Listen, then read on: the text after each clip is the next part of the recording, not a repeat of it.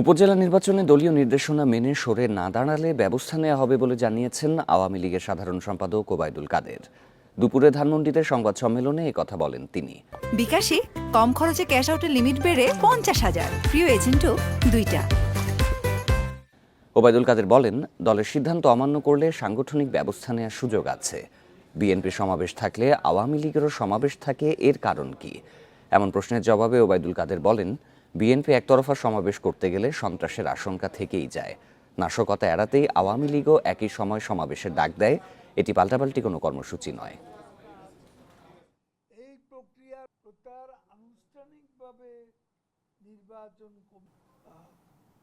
নির্বাচন কমিশনে যে সময়সীমা, তারপরও কেউ ইচ্ছে করলে প্রত্যাহার করতে পারে। কাজে এই বিষয়টি চূড়ান্ত বলে মনে করতে ইলেকশন পর্যন্ত আমাদের অপেক্ষা করতে